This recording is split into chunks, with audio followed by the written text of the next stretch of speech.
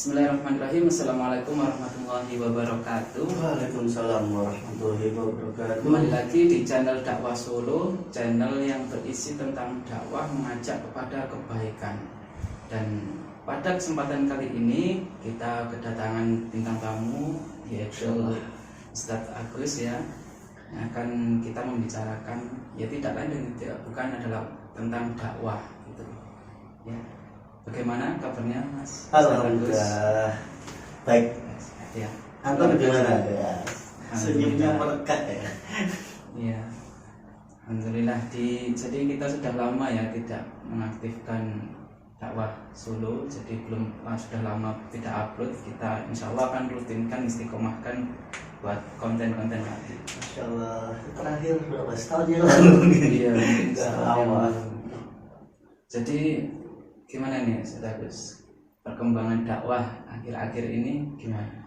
Ya alhamdulillah sekarang sudah dakwah khususnya di kalangan pemuda ya sudah bergeliat kembali ya. Setelah pandemi itu ya, ini pergerakan memang agak redup ya. Coba beberapa gerakan-gerakan dakwah itu sudah mulai mencoba untuk memulai kembali ya. Lama ini kegiatan-kegiatan yang lama ditinggalkan ya sudah mungkin setahun lebih ya, online jadi dakwah offline kembali. Iya, jadi dulu kan sebelum pandemi kan luar biasa ya Solo ya.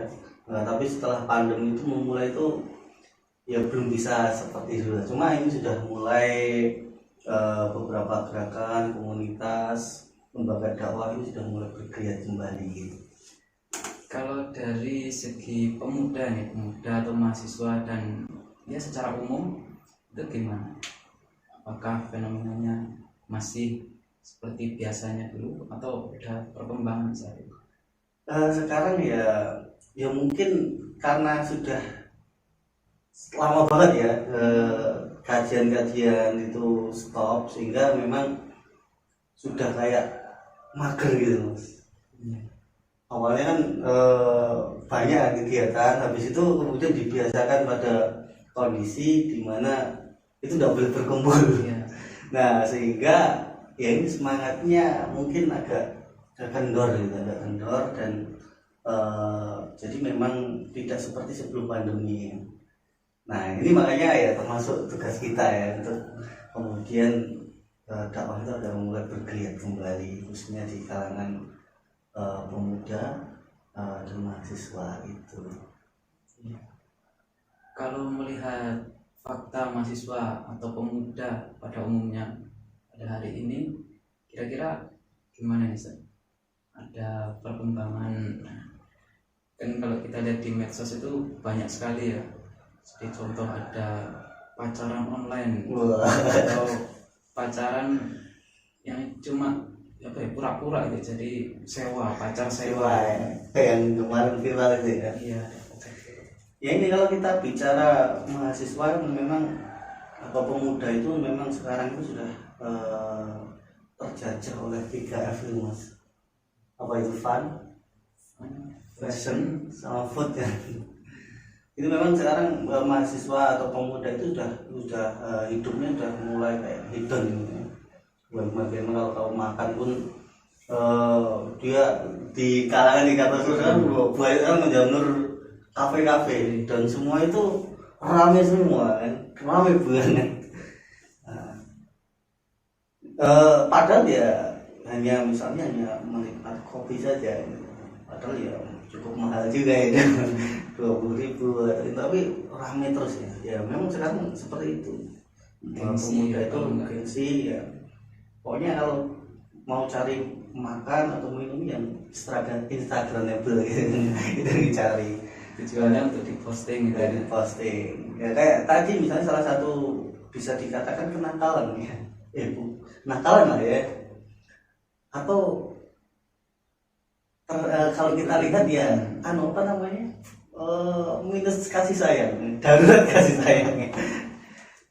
Ya kemarin kalau lihat itu kan ada jasa sewa pacar ya, pacaran, bisa untuk pacaran, untuk kondangan, untuk apa lagi resepsinan, pokoknya acara apapun lah itu. 3 jam itu berapa Umar? 300.000 ya, belum termasuk makan dan minum ya. Nah ini menunjukkan bahwa ya ini darurat kasih sayang ya. Sehingga melakukan hal yang demi. Padahal kan kalau kita lihat ya kira-kira boleh nggak sih seperti itu Mas? Ya jelas nggak boleh. Nggak boleh ya, laki-laki perempuan jadi seperti itu ya, jadi berdua-duaan makan yang bukan mahram gitu kan. Dalam Islam kan tidak boleh ikhtilat ya, jadi berdua-duaan antara laki-laki dan perempuan yang bukan mahramnya gitu. Katanya banyak banget. Iya, justru itu tadi malah di promennya gitu ya. Dan sekarang itu yang pura-pura ya, yang serius itu ya banyak. Serius dalam artian yang belum resmi ya.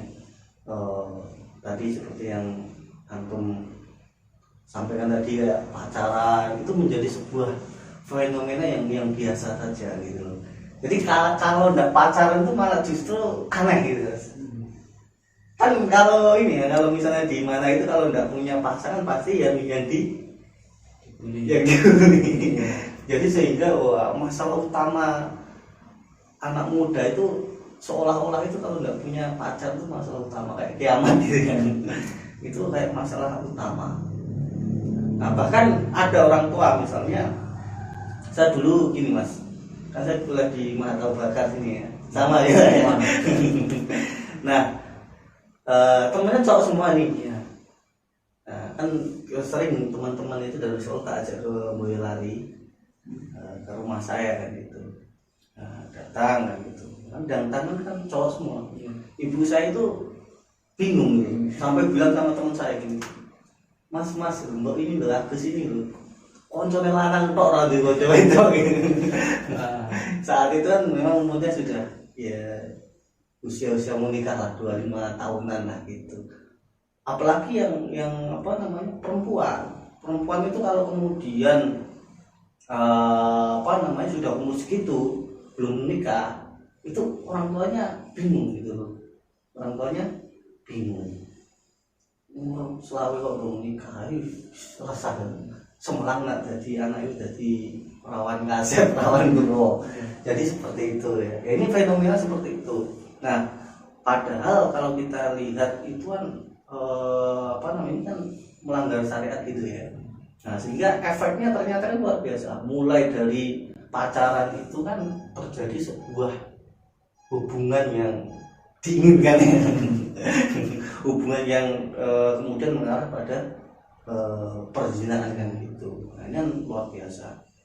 Nah, luar biasa besarnya maksudnya ya. Nah, kalau kita lihat itu ya di Indonesia ini datanya itu ada setiap tahun itu sekitar 2,4 juta bayi diaborsi Mas. Setiap tahun. Biasanya kira-kira kalau bayi itu diaborsi itu hasil dari apa kira-kira?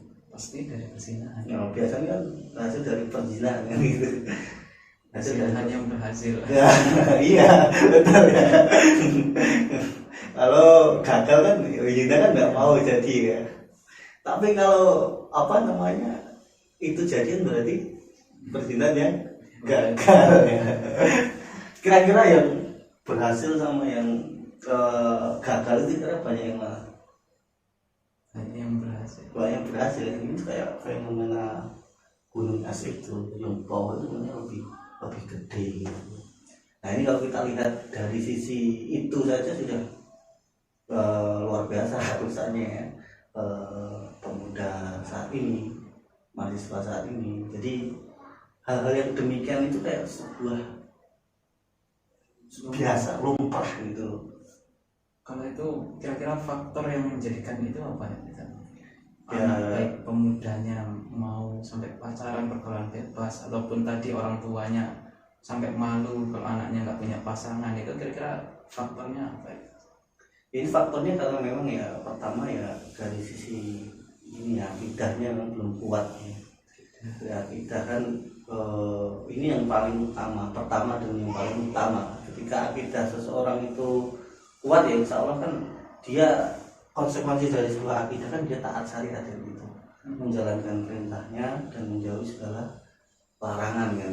Yang nonton ini kemudian Itu yang membuat menarik. mendorong, karena mencintai lawan jenis sebenarnya fitrah gitu. Iya. Fitrah kan.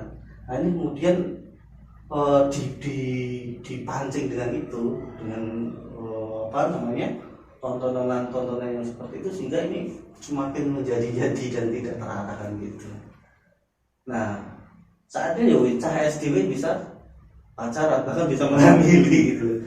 Itu karena memang itu juga ya, dari media, dari kemudian pemahaman agama juga gitu. Termasuk dalam apa namanya, sistem ini ya kan, pemikiran itu kan ada pemikiran namanya sekuler, yang salah satunya ini kebebasan melakukan aktivitas gitu, liberal.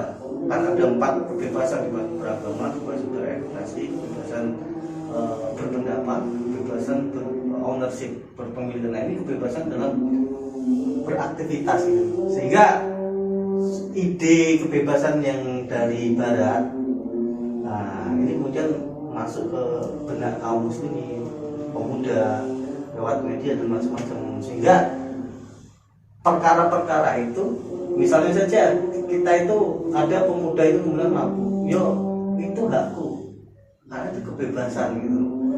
Kemudian dia pacaran, kemudian sampai kemudian melakukan hubungan kayaknya suami istri, ya itu ya hakku, kebebasanku gitu. Nah ini kemudian yang masuk ke pikiran kaum muslimin, pemuda, yang meracuni pemikiran pemuda, sehingga hal-hal semacam itu dianggap ya biasa saja, nggak ada yang salah gitu. Ini kan kalau saya melihat ya, itu kan yang saya sendiri juga resah gitu kan. Misalnya tahu itu nggak boleh, kemudian banyak yang melakukan, padahal jadi di Islam itu kan sudah jelas nggak boleh ya perzinahan ataupun ya Yang mendekati zina ya. Itu kira-kira apakah saya pantas ini untuk mengingatkan mereka, ataukah itu hanya tugas Ustadz saja yang mengingatkan untuk berdakwah pada mereka itu? Nah, ya kalau mengingatkan ya ini kewajiban kita semua kan gitu kan, bentuk kemudian kasih sayang kita kepada saudara kita, kepada teman kita gitu. Karena itu kan perkara dosa kan gitu, perkara dosa, dan akibatnya kan bukan hanya dampak jangka pendek kan, tapi jangka panjang sekali, itu di akhirat kan gitu. Nah ini akan mendapatkan siksa gitu. Nah ini mestinya ya kita harus melakukan tadi nasihat-nasihat dakwah pada mereka. Jadi bukan hanya tugasnya tugasnya kiai saja, ustadz saja, tapi kita semua sebagai seorang muslim itu, karena dakwah itu kan sebaik-baiknya perkataan. Wa man asana qaulan mimma da'a ilallah wa amila sholihan wa qala innani minal muslimin. Itu perkataan yang terbaik kan menyeru pada Allah dan beramal soleh dan berkata bahasanya ini seorang muslim gitu, orang yang berserah diri. Nah jadi ini tugas kita semua. Nah, ini perkataan yang terbaik gitu. Dan dakwah ini ya warisan para nabi, pekerjaan para nabi kan menjadi dakwah, menyeru pada kebaikan gitu. Bahkan menarik, masyarakat ini kan kalau digambarkan Rasulullah kan kayak kapal itu ada dek atas, dek bawah gitu ya. Nah suatu ketika yang bawah ini kan haus. Ini yang pertama ya yang pertama dan utama ya akidah. Kemudian yang berikutnya ya mungkin ya apa namanya, lingkungan juga, termasuk media. Kalau kita lihat kan tayangan-tayangan di televisi, di film atau di apa ya, itu kan orang itu kan romantisme ya gitu, pacaran macam-macam gitu kan. Sehingga biasanya kalau haus dia naik ambil air kan untuk minum kan. Suatu ketika ini kreatif gitu loh, kreatif. Wah aku nggak usah naik, kalau naik kan tidak mengganggu dhuwur gitu loh. tak lubangi saja gitu loh. Tak lubangi sehingga kan nggak ganggu yang di atas itu. Kira-kira kalau kemudian itu dibiarkan, yang tenggelam siapa kira-kira? Apakah yang di bawah atau siapa? Semuanya kan tenggelam. Itu gambaran masyarakat kayak gitu. Artinya kalau kita diam kepada kemungkaran, ya bukan hanya yang bermaksiat saja yang kemudian mendapatkan siksa, mendapatkan azab, tapi semuanya. Nah, bahkan ada ya cerita yang di suatu tempat itu kan oleh malaikat itu kan disuruh numplek kayak gunung gitu ya. Tapi kayak instruksi gitu, malaikat kayak instruksi. Di situ ada orang yang yang ahli ibadah gitu. Kok ditumplekkan gitu, kok di gunung kok ditumpahkan ke situ. Ini pembelaan sama ahli ibadah itu. Justru apa kata Allah? Justru disuruh dimulai pada orang yang ahli ibadah itu gitu loh. Kenapa? Dia alim, dia ahli ibadah, tapi ketika di sekitarnya itu ada kemaksiatan, kemungkaran, dia diam saja. Nah, justru kemudian suruh numplek kepada ahli ibadah itu. Nah itu seperti itu ya. Jadi teman-teman, kita tugas dakwah itu ternyata ya untuk semuanya ya, tentu dengan porsinya masing-masing ya. Mungkin pelajar ya porsinya di teman-temannya, mahasiswa ya dakwahnya di kampus gitu ya, pemuda ataupun yang sudah lulus nanti ya di masyarakat ya nanti dakwahnya di masyarakat gitu ya, tentunya sesuai porsi masing-masing. Jadi kita semua harus mengambil peran di dalam dakwahnya. Siapapun kita, apapun profesi kita, apapun kemampuan kita, skill kita itu tentunya bisa untuk dakwah. Betul sekali. Jadi hidup kita itu porosnya itu harus poros dakwah. Tadi seperti yang sampaikan tadi, status kita itu boleh berubah gitu. Misalnya kan kita dulu pelajar kan gitu, tapi pelajar yang dai gitu. Nah, dai ini tidak boleh berubah kan. Habis itu kan kemudian kita lulus jadi mahasiswa, statusnya boleh berubah, tapi kita sebagai seorang pendai ini, nah ini kemudian tidak boleh berubah. Habis itu lulus, nah, kerja gitu. Nah, status mahasiswa kan kita lepas gitu. Atau pengen jadi mahasiswa apa sih? Entah jadi guru atau apa, ini bolehlah berubah status itu, tapi sebagai seorang pendai itu harus menjadi pola hidup kita, nggak boleh berubah gitu. Karena itu tadi itu sesuatu yang sangat luar biasa sekali. Selain kemudian menghindarkan azab ya dari masyarakat yang rusak, jadi dakwah itu wajib ya. Iya. Masuk di dalam Al-Quran disampaikan di kuntum umat ukhrijat linnas ta'muruna bil ma'ruf wa tanhauna 'anil munkar wa tu'minuna billah. Kalian itu umat terbaik yang dikeluarkan pada manusia, pada ma'ruf dan juga pada yang munkar. Nah, kalau kita lihat kan ini perkataan Allah Subhanahu wa taala yang disampaikan kepada kita. Bahwasanya kuntum umat terbaik itu siapa? Umat Islam. Nah, umat Islam itu umat terbaik gitu. Tapi kalau kita lihat ya, seperti yang kita bahas tadi, nah ini kan umat saat ini kayak apa gitu.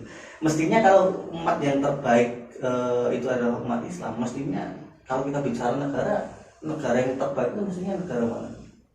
Kira-kira Harusnya umat Islam kan? Negaranya apa kira-kira? Indonesia kan? Harusnya udah jadi umat nomor satu kan? Umat terbaik itu umat, artinya apa mas kira? Umat terbaik itu apa?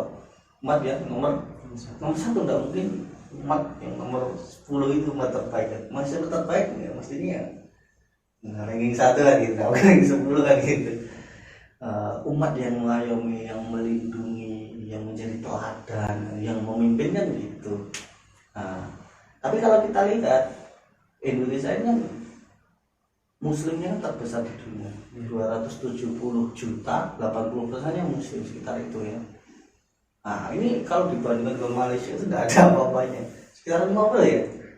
Malaysia itu 50 itu kan tidak bagi ASEAN tidak ya, Cina, Melayu sama India ini hampir imbang. Dibandingkan itu tidak ada apa-apa sama Singapura. Singapura itu Batam itu sampingnya ya.